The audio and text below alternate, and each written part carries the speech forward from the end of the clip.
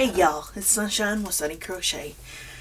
And today I figured I'd let you know what's on my crafting menu. Um, and I put you on a tripod this time, so hopefully there's not a lot of, me and my cameras. We don't do so hot. Okay, I'm still working on my log cabin foundation paper piecing. Mostly in blues and grays. I did find some brown and cream and I thought, oh, that would look cool. And I was sadly mistaken. The brown just doesn't look good.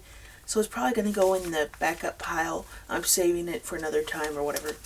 And then I found, so this is all just paper. What's killing me on this is how much I have to go to the library. And let me tilt you down just a little bit. How much I have to go to the library and get paper printed because I don't have a printer, or I have a printer but I can't get the black ink to work, so it doesn't print properly. I got it from somebody and it's less than a year old, so I don't know why it won't work, but it won't. But I gotta go to the library and print, and it's $10 a page, and I've spent some good money so far just on this little bit. I know most of y'all good money is $20-30, but I've probably spent about $10, if not a little bit less, just because it's, but I kind of look at it this way. I could go get another printer, but I gotta pay for the ink, and then it's not guaranteed.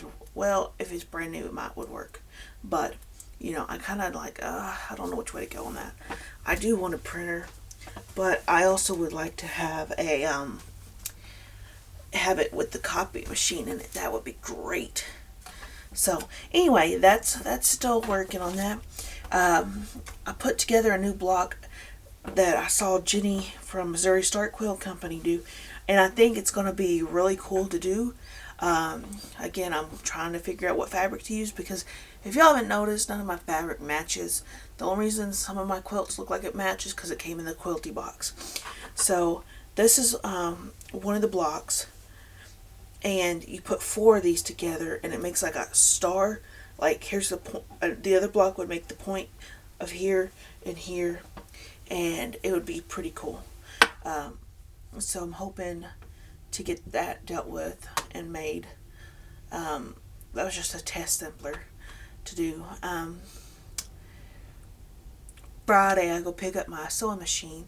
The new one that I got, the vintage machine, is having problems. I went to put it in the shop from a Janome dealer that does machines, and I was treated very rudely, very machine racist on that.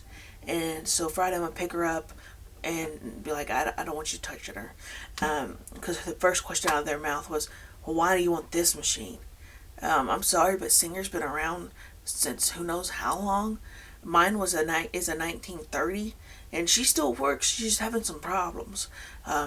She's getting too hot, and I know that they can handle the abuse. I'd only get 1 block, maybe 2 blocks done, and I'm only doing these blocks, so I'm not trying to sew 900 layers. So I'm gonna go pick her up and get that dealt with, because I don't want somebody working on my machine that acts like that. I figured you're an owner of a store, you wouldn't act like that, but whatever. Also, y'all notice on my walls, most of these walls, I have no art on there. And I wanted something I liked, but, I can do on my own, because I don't have the money to go get art or stuff for my walls.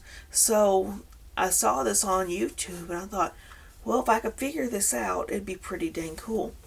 I saw the weaving looms, and I like that idea. That is such a good idea. But the problem is, I don't have the money for a weaving loom.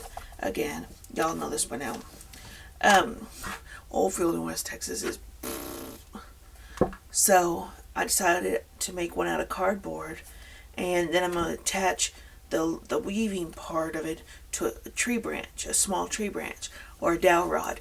We don't really have trees in West Texas, so if I can get a tree branch from somebody's yard, I'm going to get that, but if not, then I'll just put on a dowel rod. But this is what I've got so far.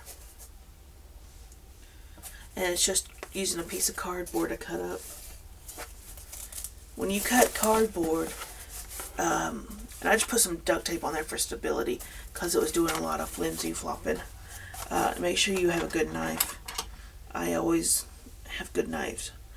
And that way you're not trying to... Or I use my kitchen knife sometimes. This is just one of those regular old kitchen knives. It depends on what I'm cutting. No, I don't cut and use this at the kitchen. I haven't found any use for this thing in the kitchen, so I figured I'm going to make use of it in my craft room. So hey, whatever.